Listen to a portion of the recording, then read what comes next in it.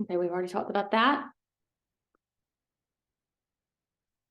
So yeah, we're going to talk a little bit about why you should go to graduate school, why you should attend at the University of Alabama, and we're going to go over our mission requirements, submitted questions, and then the questions that are submitted in the Q&A feature.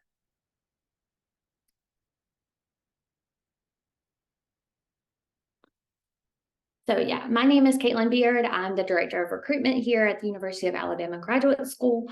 I'm from the state of Alabama. I received my master's degree here in higher education administration and hope to start on a PhD soon. So why should you go to graduate school? So just some common things to think about when considering go to graduate school are, what are my career goals? Do I even need a graduate degree? A lot of times people think that they just absolutely need to pursue, a higher degree, and that's great. We'd love to have you, but really thinking about what your career goals are and if this degree will help you get to where you want to go. What do I want to study and how do I want to study it? Where do I want to study, such as the location, rankings of the institution, the type of institution, and we'll talk about the type of institution that the University of Alabama is. There's a lot of differences between institutions in the United States, where they're located. Is it in a small town? Is it in a large city where it may not be affordable to live? Is it a very large institution, a public institution? Is it a small private institution? Really, what kind of institution are you hoping to study at? Because especially for students who are getting a PhD, you are committing yourself to 5-6 years here. Even for a master's, that's a 2-year long commitment. And so really thinking about where you could see yourself and really the importance of finding your fit, where you will find belonging and support. And then, of course, thinking about who I want to study with, you really want to make sure when you are looking at graduate programs that you are finding faculty that are doing the kind of research that you're wanting to do. Of course, funding is important, but especially for, our PhD students, if you are committing yourself to doing a certain type of research, you want to find faculty who can guide you and advise you. And unfortunately, most of our programs, if the kind of research that you're wanting to do doesn't align with the research that our faculty is doing, they're probably not going to admit you to that program. I highly doubt that they do because they can't support you. And so you just wouldn't fit within that program. And so really exploring those options, looking at the type of research that our faculty is doing is very important. And then, of course, funding, thinking about how you can pay for your degree, but also, just afford to eat and live here in the United States too. So I did want to play this really quick. There's a formula for success. It takes practice, persistence, and an unwavering drive. Together, our aspirations become reality. Every triumph has its origin story. Ours begin right here, the University of Alabama, where legends are made. Yeah, so just a little bit about the University of Alabama. We are ranked 67th public university in the United States. We are a Carnegie R1 research university. And so what that means is that we are one of about 100 universities that hold that designation, which means we are high producers of research. What that means for you is that there are lots of faculty doing really cool research with lots of grants that are coming in and lots of funding opportunities. So last fall, we had almost 39,000 students.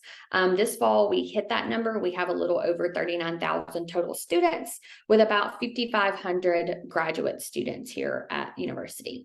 With that, we have almost 2,000 faculty members and almost 7,000 total faculty and staff. Well, about 9,000 total faculty and staff members. So we have a lot of people here to support you in your academic endeavors. And then, of course, we have 150 graduate programs for you to select from. So just a little bit about Tuscaloosa. We are known for our nature and hiking, fishing. If you like to go and explore, we have ample opportunities to do that. We are located in a metro population of about 250,000 people. So the city of Tuscaloosa is about 100 thousand people, but the metro area is 250,000. So some people call that like a small city. I am from a very small town of about 3,000 people. And so Tuscaloosa is very large to me. So it really depends on where you're from. But we are, when you think of just, the traditional college town that you may see on movies, that's really what we pride ourselves on here in Tuscaloosa. The community is really centered around the university. Many people who live here, went to school here, they may work here. They're very prideful of our university. And you can even see here in this picture, this is one of our coffee houses, and they have the Alabama logo on their coffee house, which is right downtown. So we have really cute restaurants and things to explore here in the city, fun things for you to do. And then, of course, fun events. Every summer, we have what we call Live at the Plaza. Every Friday, it's a free concert series that anyone in the community can attend. This here is our farmers market that we host. It's within walking distance of campus down at our river market. It's a farmers market that's held every Saturday. It was recently just named the best farmers market in the state of Alabama. So it's super fun. I go a good bit with my dog, and we have a lot of fun. And then, of course, Tuscaloosa, we have a lower cost of living. So really, when you're looking at, coming to the United States, you really have to consider, how much it's going to cost. Of course, you will get, at most places, you'll get a generous stipend, and we do offer those through our different assistantships and things. But really thinking about, getting an assistantship, say, in New York City or Los Angeles in California, your rent is going to be 3 times as much as it would be here. And so while you may get a higher stipend at another institution, you really need to look at how much the cost of living is. Around here, you can definitely get a decent apartment. Many students, they have roommates. A lot of our international students want to have something that is walking distance to campus or has a bus route that does come to campus, and we have several of those. But on average, you'll pay between $500 and $800 a month for rent for one room. And so if it's a 1-bedroom apartment by yourself, you're looking closer to $1,000 per month. But if you have a roommate, you can definitely find something for, $500 or so, or possibly even cheaper if you have more roommates. So it's definitely affordable to live. Again, we do have transportation. This is actually one of our apartment complexes that is about a half a mile from campus. And there's also a bus that will pick students up from there. And there's another apartment complex that's close to there that students will come and hop on the bus there. So yes, our admission requirements for general graduate school, we do require a 3.0 on a 4.0 scale. You do need a statement of purpose. Most programs require 3 letters of recommendation. We just need unofficial transcripts and unofficial test scores. If the test score is required, most of our programs actually don't require a test score. Most of our business programs and a handful here and there, those are all listed on our website if you would like to look to see which program requires a test score. And then, of course, unofficial language scores. TOEFL was a 79, IELTS 6.5, PTE 59, and a Duolingo was 105. Those are required. We do have some exceptions for countries. Those are also listed on our website. If it is a English-speaking country, or if you received a degree from a country that's listed there in English, that can also be waived. And so it has to be from a country that is listed on there. And all those scores, they have to be taken in the past 5 years for those tests. And those language scores cannot be waived. And then we do require an application fee of $80 for our international students. And so after I get done with this, we will talk about free application week and the requirements of that. But we are hosting a free application week October 16th through 20th, but we'll get to that information in a second. Yeah, so a little bit about financial support. So about a third of all graduate students are on assistantships or fellowships. This includes 100% tuition scholarship, most fees, like the course fees that come along with those classes you take, a monthly stipend, and then health insurance. So we do have a health center on campus that our students can use at a very low cost. And that health insurance generally covers, a good bit of those things. There are, some co-payments that you may have to pay, but the health insurance, just for general things, is pretty good. And it, meets the requirements of what you need to study here. And then the monthly stipends typically range from $15,000 to $25,000 per year. So if you do the math, a good bit of graduate students get about $1,500 to $2,000 per month stipend. And so if you are on an assistantship, that's about 20 hours per week of work. So if you do the math, that is a pretty good pay, especially when you're getting tuition for free as well. And then our fellowships, they don't require a work requirement. That is just a full tuition and stipend paid, and there's no work requirement. That's definitely what you want, but not only about, I would say, 5% of all graduate students receive a fellowship. And so those are a little bit harder to get, but our assistantships, they are very, what's the word I'm looking for? They're great to have. And so when I say only a third of our graduate students get an assistantship or a fellowship, that is including all of our online students too. And about half of our graduate students are fully online. So when you look at our own campus, full-time students, about 70% of them have an assistantship or a fellowship. 83% of our international students have full funding. And so definitely you have a really good chance of getting funding. And so there are different types of funding. And so most students, when they think of getting funding, they are looking for, a teaching assistantship in their department.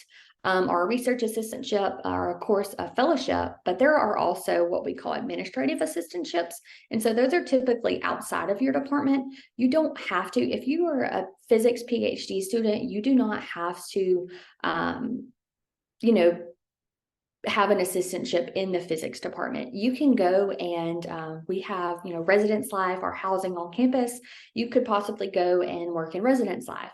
You could work in our division of student affairs. Working. So there are a lot of assistantships and funding opportunities out there. You just have to look for them. I will post in the chat a link to where a lot of assistantships are posted. So let me see. But I would look there. Sometimes they're posted for a week at a time. Sometimes it's just a few days. So I would set a reminder if you're looking for funding once you've been admitted to go ahead and set a reminder just to be looking at those postings every day. And not everyone posts their positions there. A good bit do. So still, browse the website and look to see what other areas, and, speaking with your program director too about that as well. So this is the website. It's in the chat. And I will actually be posting an assistantship position for the spring. You do have to be admitted for the spring term to apply. And, you have to be able to get here and get all your I-9 and your I-20 and, your visa and stuff done by January. But I will actually be posting a graduate assistantship position to work with me to do recruitment activities here in the next week or so. But if you are someone who is applying for spring, that may be a good opportunity for you. Yeah.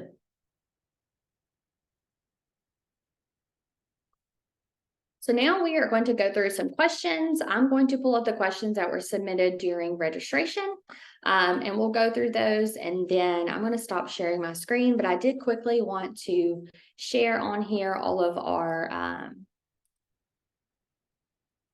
contact information. If you do have general questions, please reach out to us at gradschool@ua.edu. And then follow us on social media, Facebook, Instagram, Twitter, or X, as you would call it now, I guess, and LinkedIn. We're pretty active on those. We often post giveaways, but a lot of updates and things happen on those. So be sure to follow us. We do a lot of student spotlights and things like that to highlight our current students. So be sure to follow us on those. So I am going to stop sharing my screen and then pull up the questions that were submitted. Okay.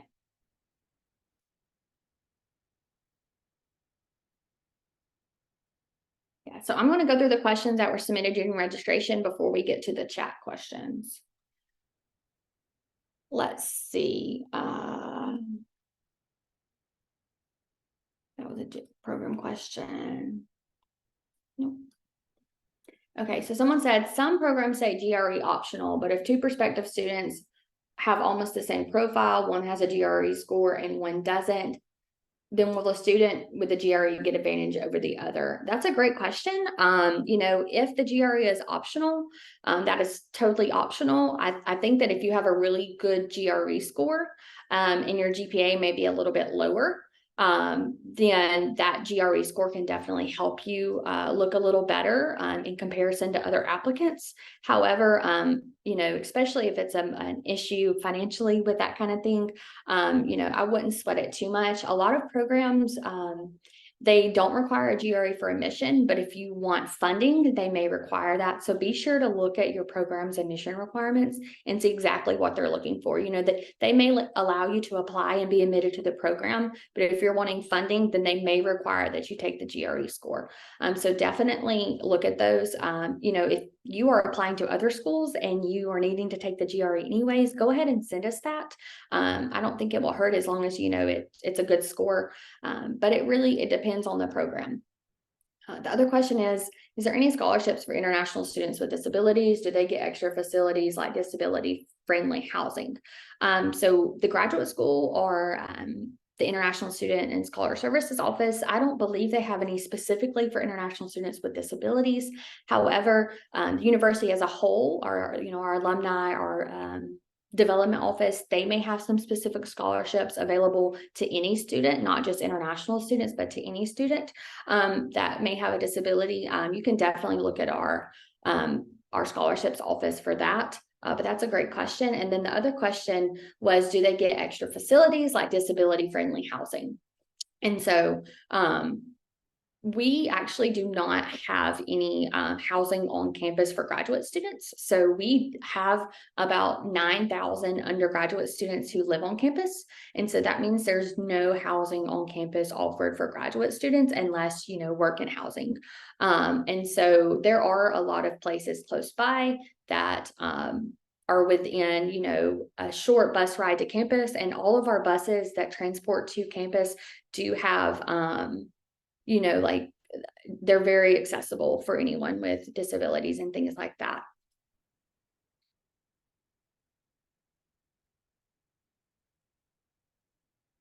So someone asked about an application fee waiver. I'm going to get to those about Free App Week.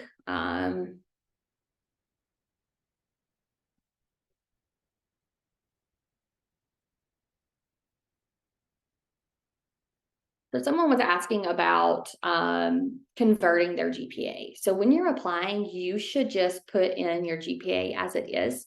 We actually convert that GPA on our end. We do not require a WES evaluation or anything like that, but you should put in what your GPA is and then what the scale is to do that.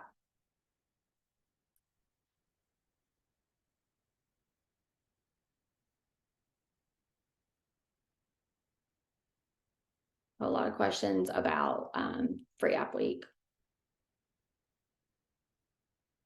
So someone asked, what's the general time to complete a PhD program? So on average, students complete a PhD in 5.5 years. Some students finish it in 4, but on average, it takes students 5 to 6 years to completely finish their PhD and graduate.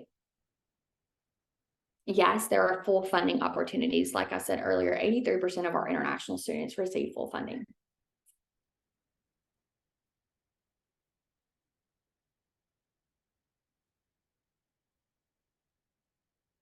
Someone asked if their application fee would be waived by attending this session.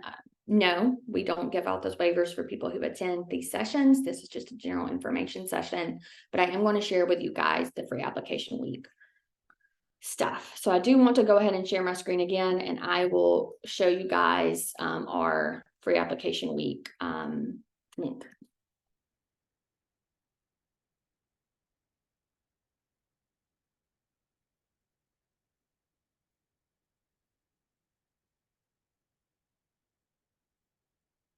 You all should be able to see, this is our landing page about free application week. It is going to be October 16th through 20th, which is in 2 weeks. So this is the requirements for domestic applicants. This is for our international applicants. So we do have a form here that you need to fill out. You must submit this form to get the application fee waiver code, and only students who are eligible will receive the code. You are welcome to go ahead and submit this form now, but you will not receive the code until free application week starts October 16th. So I do want to go through this. So if you are eligible, you will receive an application code via email Monday, October 16th before 5 p.m. So we will not distribute waiver codes before free application week begins.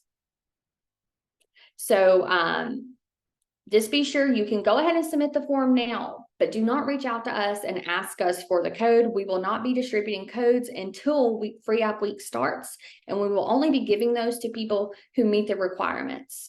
And you will be given a code to enter into the application. You can go ahead and start your application now, but do not submit your application until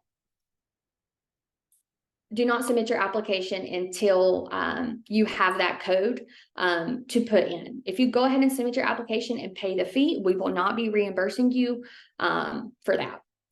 So the requirements for a free application are: you must apply for fall 2024.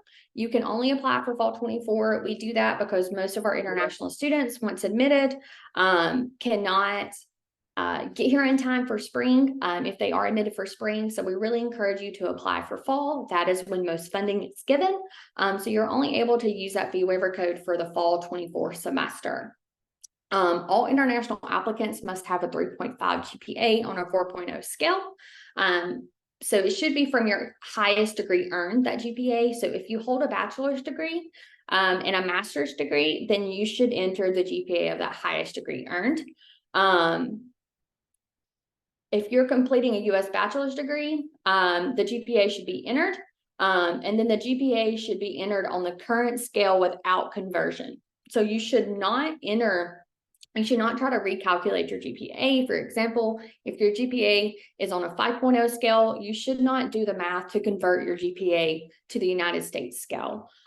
You should just enter your GPA. If you have a 4.4 GPA out of 5, you should enter that on the form and then put the scale there. So you can see here that we do ask the country where your degree was completed. So say you are from, let's just say, Nigeria,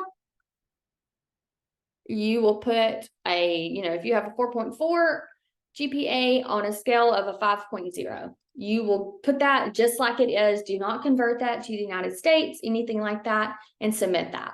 And then if your GPA is eligible, if it meets that requirement, you will receive a code on the 16th. If you're not eligible, you will not receive the code. You must have a 3.5 GPA on a 4.0 scale when we do that calculation. So we will be calculating those of all the form submissions, and we'll be sending out those codes. So be sure that you enter accurate information.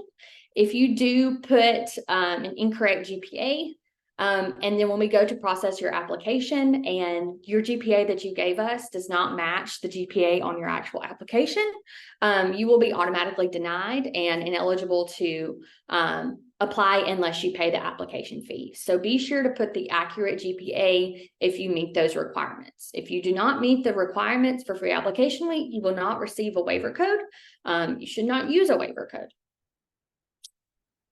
So, please look at all of these rules and requirements. You must use the same email address on the form and your graduate application. Many times we have students who will submit the form with one email, and then when they start their application, it's a separate email. It must be the same email address.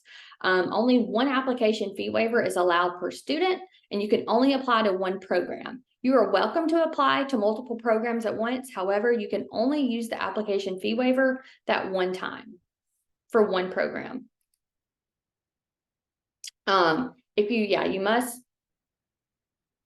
the code, it can only be used for the original term and program. So it can only be used for fall 2024.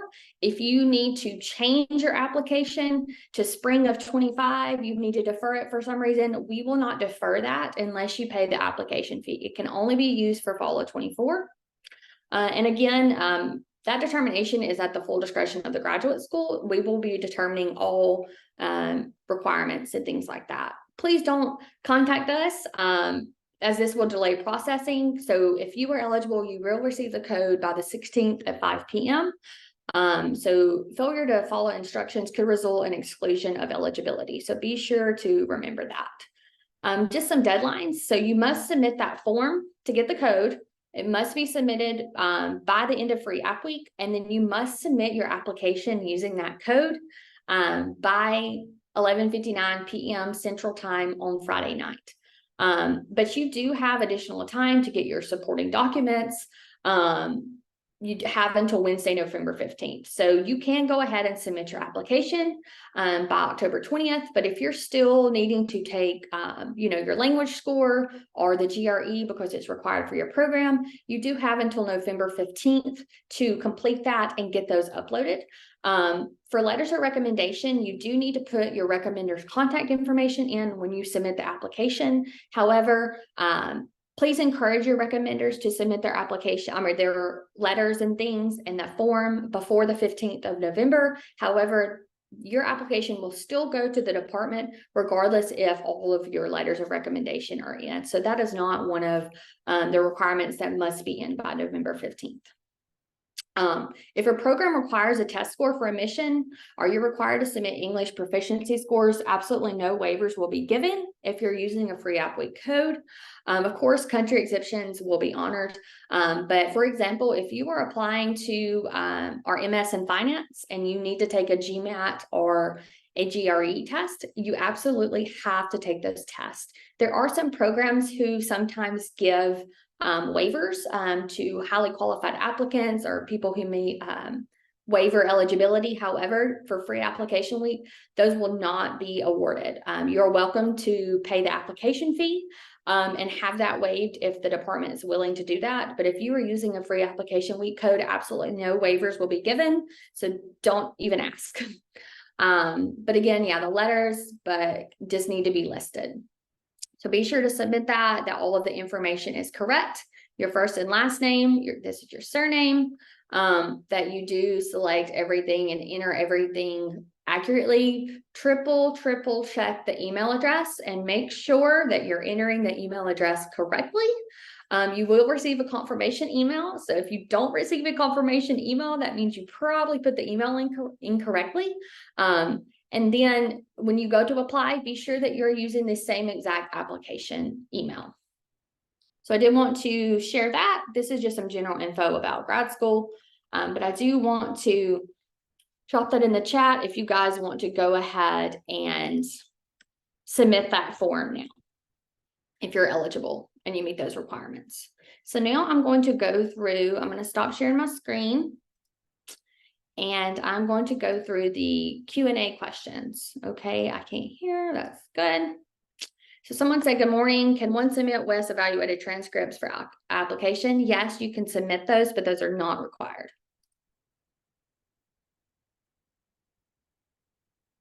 So someone said, must an applicant reach out to a faculty advisor before being considered for admission? No, it is not required to reach out to them. However, we do highly encourage you to contact the program director or a faculty member who you may be interested in working with to introduce yourself and ask any specific questions. There are some programs like biology, they do require that you name potential faculty advisors in your statement of purpose. So be sure to check your program's requirements for specific requirements. Us in the graduate school, we don't make any admission decisions. We just check to make sure you have all of those materials before sending those on to the department. So the departments make the decision. The admission committee or whoever makes that admission decision, we just check to make sure that you have everything. So be sure to look at your program's specific requirements. A lot of programs have additional requirements that the graduate school does not require. So be sure to check those before submitting your application. because we want you guys to have the best chance of being admitted. And the best way to do that is to make sure that you are providing everything that they are asking for. So I'm going to in the chat share a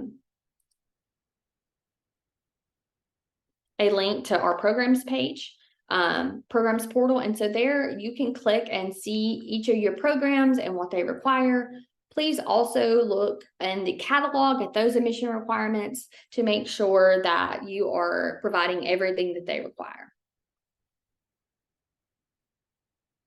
Oh, enter that one. Let's see.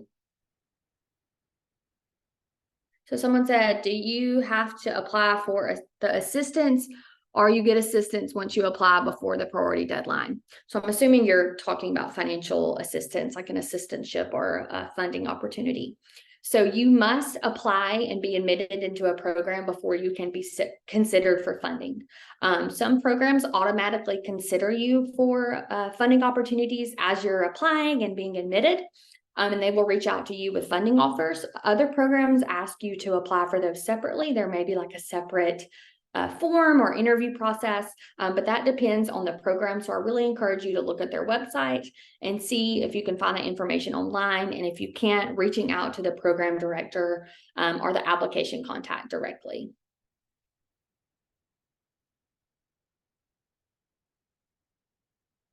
Another question is, do you offer assistantships to master's students? Yes, there are lots of assistantships for master's students. It depends on the program, but a good bit, of course, most assistantships and funding opportunities are given to PhD students first, but we do still offer some assistantships and funding opportunities to master's students.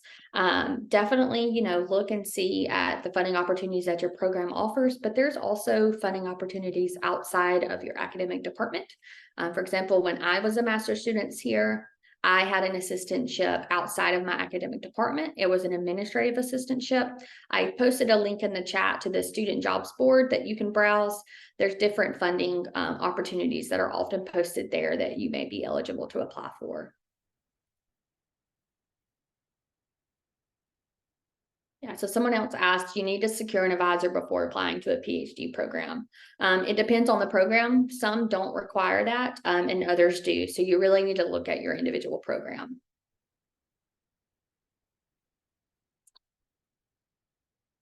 So someone else asked about the WES evaluation. Someone asked about the cost of living in Alabama. So the cost of living in Alabama overall, the cost of living in Alabama is lower than the national average cost of living.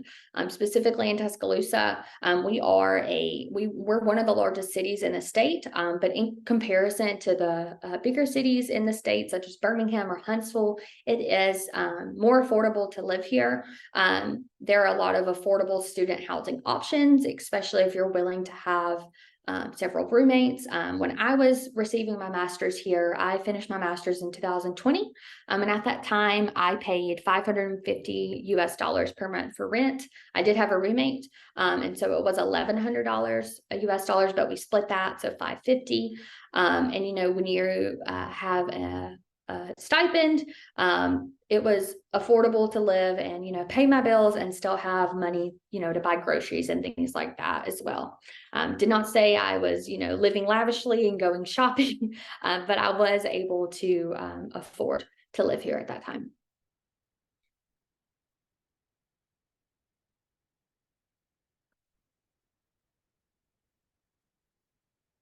So someone said, can a high GPA waive GRE scores? Some programs are willing to do that. It's totally up to the program to do that. They have to submit a form to the graduate school to request that we waive a GRE or a GMAT score if it's required. It really depends on the program. They really have to show that you are exceptional. But if you're applying during free application week, that cannot be waived at all. It absolutely has to be submitted. Someone said, when I get a fee waiver and your references have not uploaded the recommendation letters before the deadline, do you lose the waiver? No. all of the requirements, you can, as long as you submit your application by the 15th or the 20th of October, you have until November 15th to upload your statement of purpose, to get any test scores in that you need. At the time of application, you do need to submit the recommender's contact information. However, we still send the application to the department regardless if the letters are in or not. That's something that the departments require. So we do not make sure that you have all 3 letters before sending that to the department. We really encourage you to ask your recommenders to have all those in by November 15th. But it will still be sent to the department regardless if you have all the letters or not. So we know that a lot of times that's out of your control.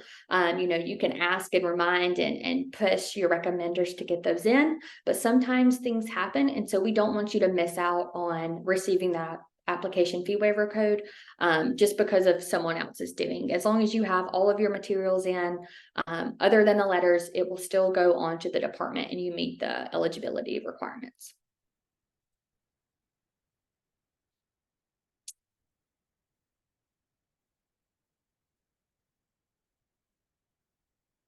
So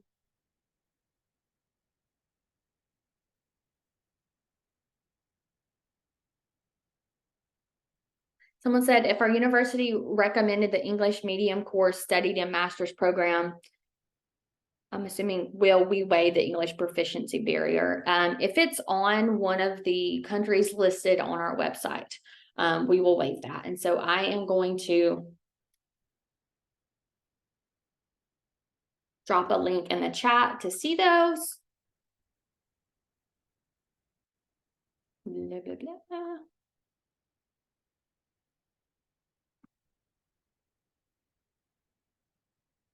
It is in our international admissions page. So all of those requirements are here. We also offer conditional language admission, but you do have to meet those minimum scores for language to be eligible for a pre-application waiver. So I'm going to drop that in the chat. And you can see all of the requirements there.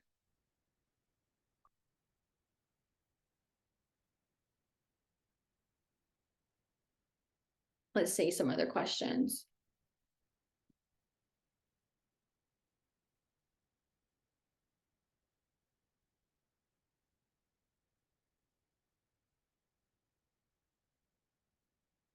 Yes, so your course weighted, someone asked, I have a CWA instead of a GPA. Do I still meet the fee waiver requirements? Yes, as long as that is equivalent to our scale, you can still receive that waiver. And do not enter that there. Do not recalculate there. Go ahead and put those in exactly how it is. So someone said, okay, I already answered that. Someone said, I have a GPA of over a 3.4 out of a 4.0. Is this an advantage coupled with good work and volunteering history on my profile? How does this affect my application? It depends on the program. Of course, the minimum is a 3.0 GPA. The higher the GPA, the better. But just because you have a really high GPA does not guarantee that you'll be admitted. Our programs look at applications holistically, which means that they look at your GPA, they look at the courses you've taken, they look at your research experience, your work experience, and they look at all of that combined. Just because someone has a 4.0 GPA, if they don't have research experience or they don't have a strong statement of purpose, they're not going, there's not a guarantee that they'll be admitted. So I think a 3.4 GPA is a good GPA. But it depends on the program and exactly what they're looking for. I think the key piece is in your statement of purpose, making sure that you are explaining exactly why you are wanting to pursue this degree, why you're wanting to attend the University of Alabama, if there's faculty you want to work with, the kind of research that you want to do. That's really the key piece that you want to really get across. That is what is going to help you stand out, across the board, because, most students do have a 3.4 GPA who are applying to our university.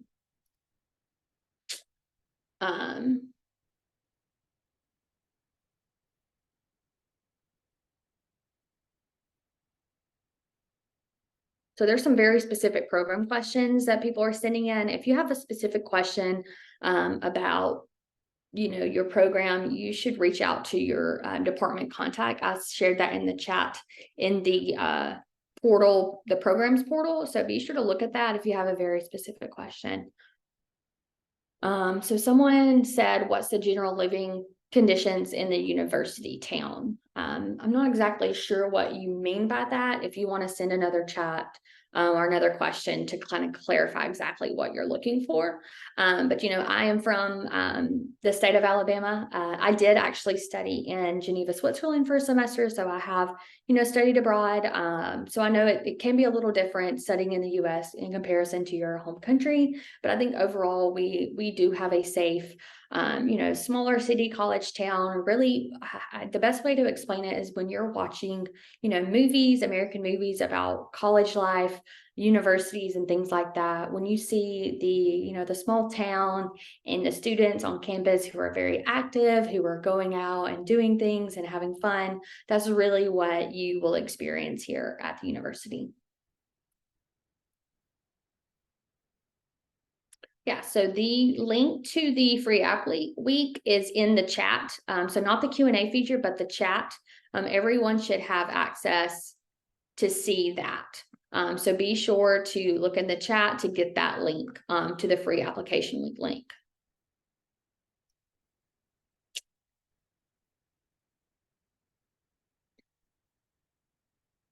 So someone said, can I start filling the forms for the application fee waiver?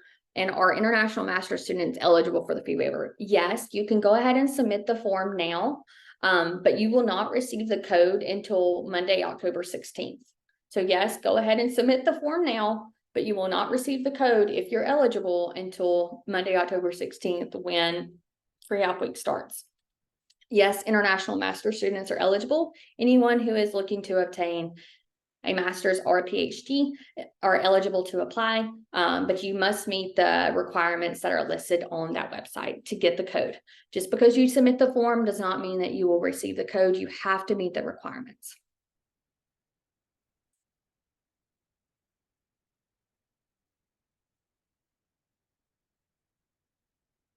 Yeah, so someone said for people of color, is Alabama receptive? If you are not familiar with United States history and particularly the South, we are located in the southeastern United States. I will say, there is a lot of history that goes on with, racial differences and things like that. I will say that the state of Alabama is 30% African American. Specifically in the city of Tuscaloosa, we do have a pretty diverse campus. We have, folks from all walks of life. Overall, our campus is about 60% Caucasian, white, with students, and then of course our international student population and all of those things. But when I say, is Alabama receptive? Overall as a state, there are some historical differences, but we really are a pretty diverse state. But particularly on our campus, we are a very diverse campus, and we have students from all walks of life, in backgrounds. But definitely, if as a white person from the state of Alabama, of course, I'm going to tell you that it's a great place to live and everyone is receptive and great. Of course, anywhere you go in the United States, there is going to be some culturally different things that you may not experience in your home country. But I really encourage you to contact some of maybe our ambassadors, particularly our graduate ambassadors that are international students. Ask them their perception. Ask them if they've experienced anything. What is it like to live here as a person of color, and particularly a person of color not from the U.S. That is really where you will get the insight, and the best perception of that. I will drop in our chat. We have several graduate ambassadors on our website that are happy to answer those questions. That's what they're there for. What is it like to be a graduate student here? We have students who we have students for just most of our programs that we have. I just shared that in the chat, but there are students from multiple countries, and definitely, if you see someone, that if you'll click on and read their bio, you can see if they're from your country. Please reach out to them. They would be your best bet to answer those kinds of questions. Good question. So someone said, if I don't have a 3.5 out of a 4.0, does that mean I don't qualify for the waiver code? Correct. Unfortunately, you must have a 3.5 out of a 4.0 GPA in order to receive an application fee waiver code. You are still welcome to apply, but you will be required to pay the application fee. Again, our minimum requirement GPA is a 3.0, and you're welcome to apply, but you must have a 3.5 to receive the application fee waiver.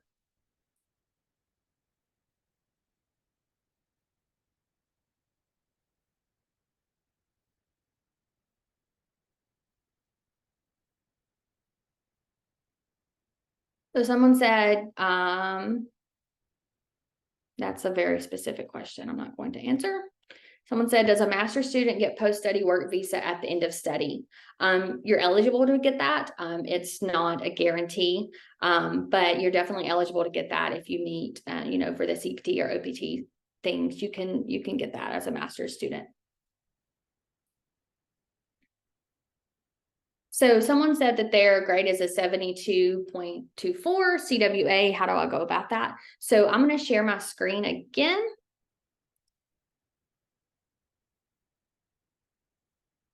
Oh, no, not that screen. Sorry.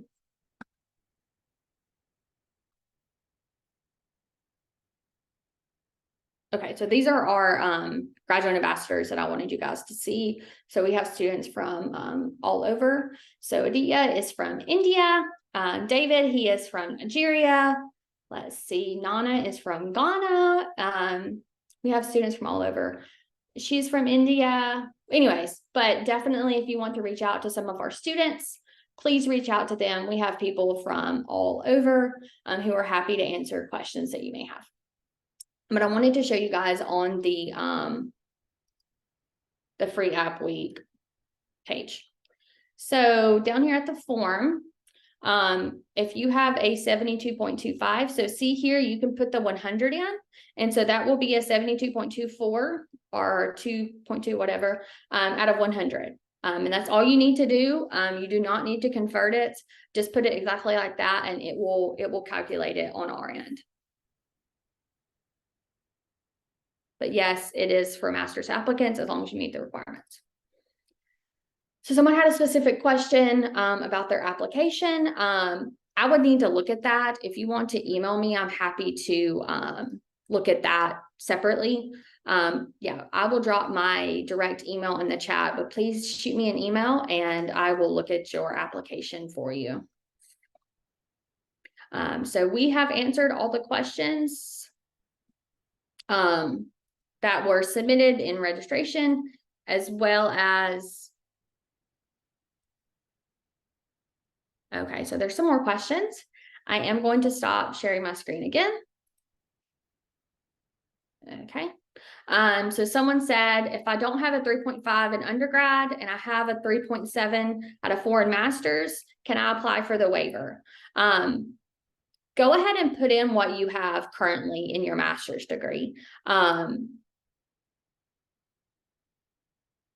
I'm not sure. I would have to see exactly what the rules are with that, since you actually haven't finished your master's degree yet, because it is the degree, the highest degree earned. So I think we would technically look at your undergraduate degree to determine your eligibility. Send me an email to that kate.bama, and I will have to ask my associate dean to see what we would do. I haven't had that question before. That's a good question.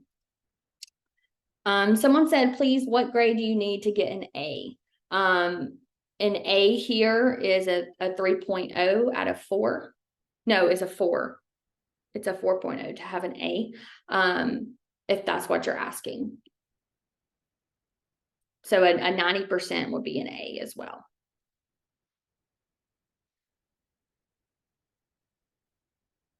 So someone said, I have the cumulative, I will graduate next year in May. I'll be applying for fall. I have the cumulative grade point for my 3rd year. Can I use this in the application fee waiver form? So yes, do use that GPA in the fee waiver form if you are about to finish your bachelor's degree. Okay, so we only have a few minutes left. I will stay on until 10 o'clock and continue to answer any questions submitted in the chat. But I'm so glad that you guys were able to join us. Please feel free to reach out to us. This is our general grad school email that will probably be answered quicker than I can answer it because multiple people are checking that email, you can still reach out to me directly, but I am all across the board traveling and directing things. So please, if you just have some general questions, please just email those to our general grad school email. Anyone can address those. But for the people who I specifically said to email me directly, please use my kate.bama@ua.edu. So I will stay on. Yes, so the link is in the chat. I will go ahead and share that again. It is in the chat. It's not in the Q&A feature. I will go ahead and, oh, that's not the right one. Sorry, guys. I will answer that in the Q&A as well. So that is the form to submit to request the application fee waiver. Again, if you submit the form now, you will not receive the code unless you're eligible, and you will not receive it until Monday, October 16th. So just because you submit the form today does not mean you are going to receive the code today. You will only receive it when free application week starts. So be sure to go ahead and submit that form. You can go ahead and start on your application, but we ask that you do not submit your application until you receive that code on the 16th, if you are eligible. Be sure to use the same exact email when you submit the form as when you submit the application. As soon as you submit the form, you will receive a confirmation email. If you don't receive a confirmation email within a few hours, that means you probably entered the email incorrectly and you need to resubmit the form. So be sure to do that. Be sure to enter your GPA exactly as it is listed on your transcript or your grade score, your grade sheets. Do not try to calculate that to the US equivalent, and do be truthful in that. If you do enter an incorrect GPA and you come to not be eligible, you will be denied. You will not be eligible to receive that waiver.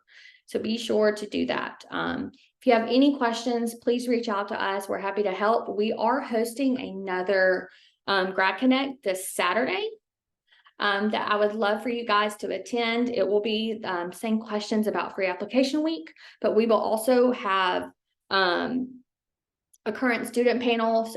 We have a student from Ghana, a student from Nigeria, and a student from India who will be joining us to talk about what it's like to study here at the university, to study in the US. We're super excited about it. It will be this Saturday at 12 p.m. Central. So if you're able to join, I highly encourage you to do that. You can register online, and then we are doing another info session for international applicants on the 17th, again during free application week. So be sure to sign up for either of those if you have additional questions or just want to get some insight. I'm going to go ahead and stop the recording and stop the presentation. Please reach out to us if there's anything that we can do to assist you. We look forward to seeing your application. All right, thanks so much, and roll tide.